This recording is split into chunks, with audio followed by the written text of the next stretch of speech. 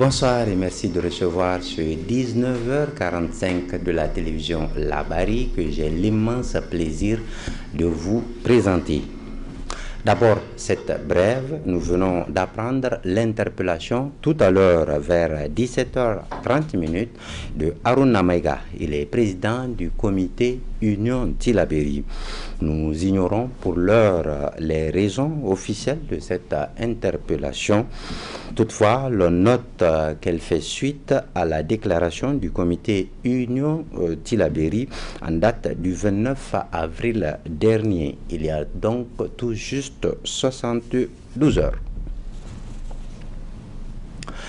Le réseau des journalistes pour les droits de l'homme RJDH a célébré la journée internationale de la liberté de la presse par un panel organisé en collaboration avec l'ambassade de France au Niger à l'ESCOM. Le thème de la journée, liberté d'expression en tant que moteur essentiel et catalyseur de la jouissance de tous les autres droits de l'homme. Résumé de Ariata Salah et Chevoulisso.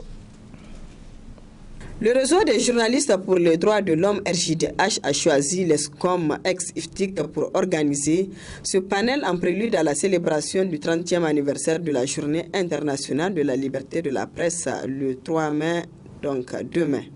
Je voudrais également remercier le RJDH de nous avoir fait l'honneur d'organiser cette cérémonie au sein de notre établissement en prélude à la journée internationale de la liberté de la presse. Donc, au cours de cette journée, mesdames et messieurs, chers étudiants, un panel de haut niveau sera animé par des éminents experts. Donc, je vous demande de prêter une oreille attentive vraiment pour bénéficier effectivement des informations qui vous seront fournies suite à ce panel. Le réseau des journalistes pour les droits de l'homme, RJDH, met à profit cette journée pour souligner l'importance de la liberté d'expression de l'agenda global des droits de l'homme et de mettre en lumière les liens entre la liberté de la presse, la liberté d'expression et d'autres droits. Cette activité rentre dans le cadre du partenariat entre les RJDH et l'ambassade de France au Niger, à travers les services de coopération et d'action culturelle. Ce partenariat d'une durée de 18 mois va aussi contribuer à la promotion et à la protection des droits humains au Niger.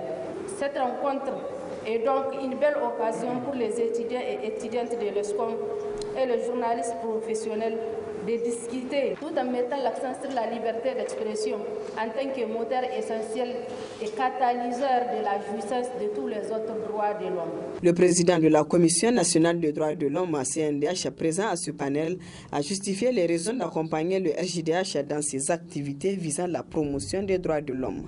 Cette implication de la Commission nationale des droits humains dans les activités de votre réseau s'explique par l'idéal qu'animent ses membres, celui d'une presse indépendante, professionnelle et responsable qui œuvre pour le respect des droits humains dans notre pays.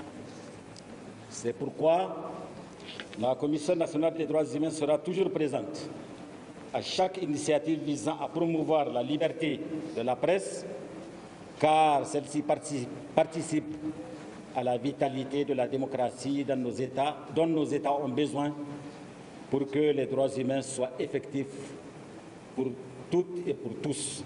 Cette année 2023 plutôt, les Nations Unies ont retenu comme thème la liberté d'expression comme moteur de tous les autres droits de l'homme pour célébrer la journée mondiale de la liberté de la presse. Le 3 mai représente une journée pour tracer un portrait de la liberté de presse dans le monde, défendre l'indépendance des médias face au processus politique et au système judiciaire, se souvenir des journalistes censurés, emprisonnés ou même qui ont perdu la vie et rendre hommage à tous ceux qui sont décédés dans l'exercice de leurs fonctions. Sensibiliser à l'importance du journalisme indépendant, protéger l'accès à l'information et à la liberté d'expression. Le thème de cette année vient à point nommé, eu égard au rôle de la liberté d'expression dans toute démocratie responsable. En effet, une presse libre et indépendante devient un outil important, sinon incomparable, pour garantir la justice et pour promouvoir et protéger les droits humains. Ce panel, animé par un juriste et des journalistes, a permis aux étudiants de l'ESCOM de poser des questions aux panélistes. Conférence débat hier lundi dans l'amphithéâtre de l'École nationale de santé publique ENSP d'Amour-et-Zika. Cette conférence qui a porté sur l'infertilité a été animée par des gynécologues nigériens, appuyés en cela par un Camerounais venu partager son expertise. Hassan Saleh Mustafa et Sadou Doumi nous en disent plus.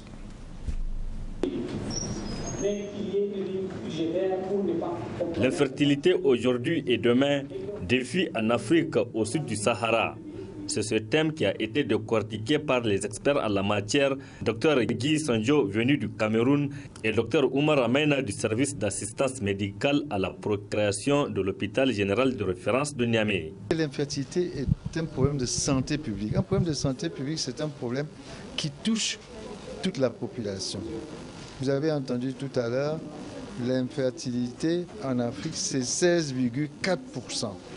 C'est 4 points de plus que le reste du monde, en Afrique au sud du Sahara. C'est-à-dire au Niger, au Cameroun, au Nigeria, ainsi de suite.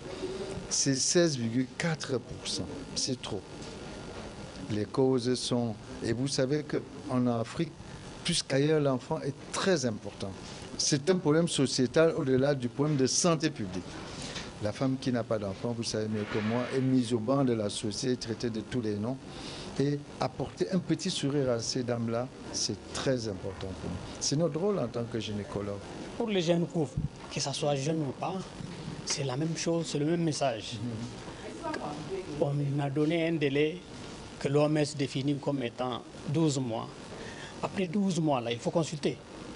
Parce qu'il faut faire son bilan. Ne pensez pas surtout que c'est une affaire de femme. Il a si bien dit, c'est une affaire de couple. Quand on dit couple, il faut être deux pour avoir un enfant. Madame ne devrait jamais venir seule en consultation. Il faut qu'elle soit accompagnée. Voilà ce qu'on demande. Ça s'adresse aussi à monsieur. Et on l'a dit, dans environ 30%, ça ne concerne que l'homme. Quelquefois, c'est l'homme qui est en cause et pourtant l'homme ne viendra pas. Il y a une très grande différence entre la virilité que les hommes considèrent au Niger, par exemple, et la fécondité. Même si on est viril, on peut avoir des problèmes d'infertilité. Le thème objet de cette conférence qui a réuni les spécialistes en la matière n'est pas fortuit, au vu de la place importante que l'infertilité prend de plus en plus dans le débat public. Même si le Niger a le taux le plus élevé d'indice fécondité chez la femme, à la maternité Sagazobi, il y a des patientes, 9 à 10% qui viennent pour infertilité et doivent avoir des enfants. Et nous voyons beaucoup de nos patientes nigériennes qui partent en Europe, qui partent dans le Maghreb pour se soigner. C'est vraiment des coûts. Alors que le droit d'avoir un enfant, c'est tout à fait juste. Quand on prend le service du Dr Mena, on doit démarrer. Tout ce qui manque, c'est commencer à faire la fécondation in vitro. Mena a besoin d'un petit soutien. Et c'est pour ça que le Dr Guy Sanjon est venu au Niger pour nous aider. Nous espérons que bientôt, on va démarrer la fécondation in vitro au Niger. Quelque chose, les incubateurs qui manquent parce que ça a été commandé, mais ça date depuis longtemps et vont être renouvelés. Et il y a un budget aussi que je tiens à remercier le ministre de la Santé publique qui sera alloué à l'hôpital Jean de France pour que le service du Dr Mena puisse voir le jour pour prendre les patients. Au Niger, selon les statistiques au niveau de la maternité Isaac Gazobi de Niamey, 10% des femmes ont été consultées en 2018 pour un problème d'infertilité, dont 44% présentaient une infertilité primaire. L'infertilité est d'origine féminine dans 39% des cas, d'origine masculine dans 29,5%, mixte dans 20% et inconnu dans 11,5%. 61% des hommes présentaient une anomalie du spermogramme et 7% avaient une azoospermie. C'est pourquoi au Niger, en novembre 2019, Un service d'assistance médicale à la procréation a été créé au niveau de l'hôpital général de référence par le ministère de la Santé publique en collaboration avec la Fondation Vie Meilleure de la première dame de l'époque. Ce service a pour mission de permettre aux couples en difficulté de concevoir l'accès aux soins d'assistance médicale à la procuration, développer la recherche sur l'infertilité et faire le conseil génétique et le dépistage néonatal des maladies génétiques. Reparlons de la fête des travailleurs. Hier, 1er mai 2023, les travailleurs du monde entier ont commémoré le 137e anniversaire des événements tragiques de Chicago. Dans le reportage qui suivra, nous nous sommes intéressés aux festivités organisées par le syndicat national des travailleurs des télécommunications SYNATIC. À l'instar des autres syndicats, le SYNAT, le syndicat national des travailleurs de télécom au Niger, a célébré de la plus belle des manières le 134e anniversaire des événements tragiques de Chicago. Après 4 ans d'interruption pour cause du Covid-19 et du contexte sécuritaire. Ainsi, plusieurs activités ont été organisées dans les différentes coordinations du SYNAT, dont le secrétaire général a relevé la particularité de cette édition 2023. En cette fête du 1er mai, prenons le temps de célébrer les réussites de nos camarades et de féliciter l'ensemble des camarades récipiendaires de la médaille du travail. Et demandons aux autres camarades de se préparer pour les années à venir afin que nous ayons plus de camarades récipiendaires. Comme de tradition, cette fête de travail est l'occasion de remettre à nos employeurs des doléances des travailleurs. Et en attendant cette cérémonie, il me plaît de rappeler au directeur de l'audit d'être le porte-parole du syndicat auprès des autres directeurs généraux. Enfin, nous nous réjouissons du climat social qui règne actuellement à Zamani et demandons à la direction générale de prendre toutes les dispositions pour que nos accords et les plateformes et de tous les sujets qui sont actuellement sur la table puissent avoir un dénouement heureux. À la coordination Move Africa, sur les responsables des ressources humaines qui a de prime abord planté le décor en souhaitant une bonne fête à tous les salariés. Le nouveau directeur général du Move Africa a pour sa part souhaité une bonne fête aux salariés qui travaillent d'arrache-pied pour la prospérité de l'entreprise. Il a aussi relevé les nouvelles orientations de la compagnie. Pourquoi moi j'ai choisi ce slogan? Pour la simple raison, c'est que notre raison d'être ici, c'est d'abord servir le client. Moi-même, personnellement, ma mission principale, c'est être au service des clients nigériens pour pouvoir accompagner notre marque et ce pays cher et ami dans le développement et dans cet grand chantier d'inclusion qui est en train de se lancer dans ce pays qui connaît pas mal de transformations bien évidemment positives.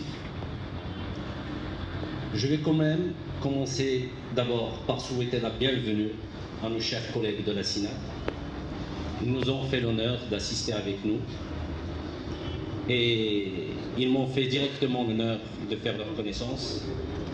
J'espère que nos relations soient toujours au beau fixe pour qu'on puisse aller de l'avant et prendre soin de notre capital humain. La délégation du SG s'est ensuite transportée à RTL Niger pour une cérémonie de remise de médailles du travail à 36 salariés qui se sont fait distinguer. Parmi ces médailles, 5 en argent et 29 en bronze. La coordination de Zamani Telecom a constitué la dernière étape où une rencontre a été initiée à l'hôtel Bravia de Niamey.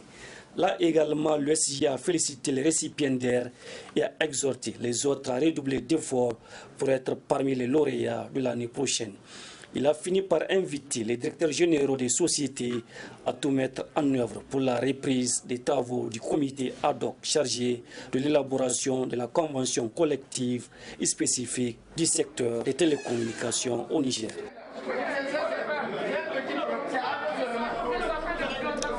Justement, peu après les festivités commémoratives de la fête du travail, les 5 centrales syndicales représentatives du Niger se sont rendues au ministère de l'Emploi, du Travail et de la Protection sociale pour remettre aux locataires des lieux leurs doléances.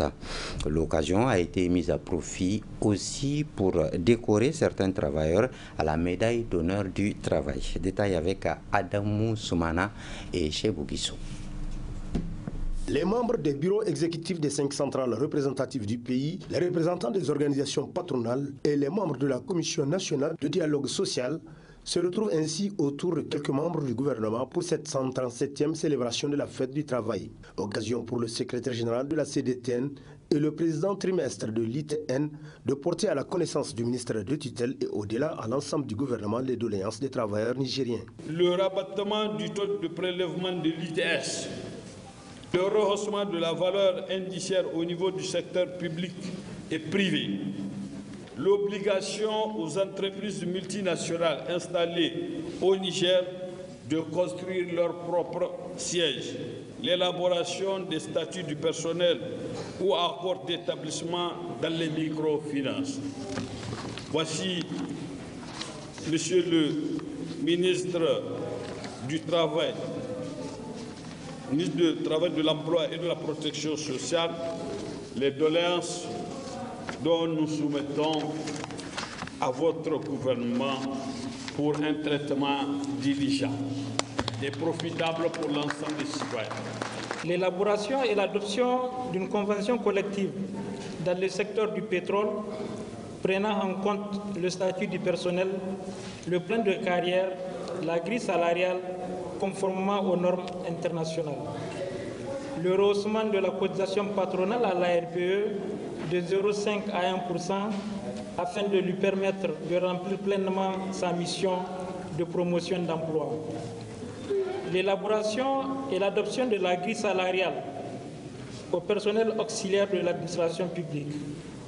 La réduction du prix des hydrocarbures à la pompe. L'élaboration, l'adoption et la mise en œuvre d'une loi portant sur le code des baux alloués, conformément à l'article 100 de la Constitution de la 7e République. L'augmentation conséquente des salaires des travailleurs tenant en compte du coût de la vie. S'en est suivi la remise officielle des dites doléances au ministre du Travail, de l'Emploi et de la Protection sociale qui a promis de prendre les dispositions appropriées pour apporter avec la diligence requise les réponses attendues par les travailleurs tout en précisant ce que représente la médaille d'honneur du travail dont une dizaine de travailleurs se sont vus décerner à l'occasion de cette fête. La médaille d'honneur du travail est décernée à titre de récompense aux travailleurs et aux travailleuses qui, pendant des années, ont brillé par leur ardeur à la tâche et qui ont fait preuve d'abnégation, de courage et de détermination pour produire les richesses qui permettront un jour à notre pays, le Niger, de se hisser au rang des pays développés. Il est des traditions qu'à la faveur de cette cérémonie de décoration, que vous me remettiez les cahiers de doléances. Ces cahiers de doléances que je viens de recevoir traduisent les préoccupations et aspirations légitimes des travailleurs, vos militants, mais aussi nos partenaires. Ces cahiers sont à mes yeux extrêmement importants car ils permettent de connaître les attentes des travailleurs du Niger. Il constitue à mes yeux un véritable cahier de charges pour mon département ministériel. Un engagement fort qui va sans nul doute se traduire en actions concrètes dans les jours, voire mois à venir pour le bonheur de l'ensemble des travailleurs nigériens. Soulignons enfin que ce sont 556 travailleurs qui se sont vus décerner la médaille d'honneur de travail cette année. Allons maintenant à la découverte d'un fruit beaucoup consommé dans notre pays, mais qui n'est pas produit sur place. Il s'agit de la noix de coco qui nous vient des pays côtiers. Un produit bien apprécié par les consommateurs nigériens. Nafissa Yahya et Halidou Brema. Soit 690 kcal pour 100 grammes, la noix de coco est un fruit exotique par excellence. Dans le commerce, on la trouve sous diverses formes, entière, râpée, en lait ou en eau.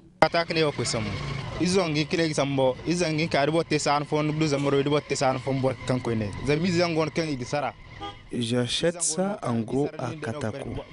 Des fois, on gagne et d'autres fois aussi, on perd. D'aucuns disent que l'eau de coco est très bonne pour la santé. Nous vendons l'unité de 250 francs, voire 300 francs, et souvent même à 500 francs quand la noix est grosse.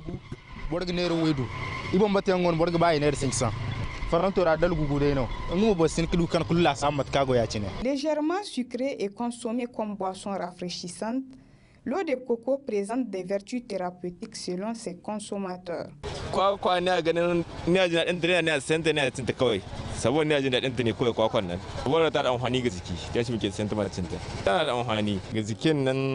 Je mange le coco parce que c'est bon pour la santé. Son eau est vitaminée et c'est très bénéfique pour le corps.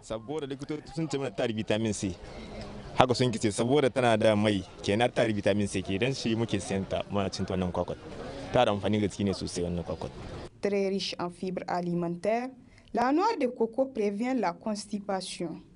Elle pèse en moyenne 1 à 1,5 kg et est composée de chair blanche et un liquide appelé eau de coco.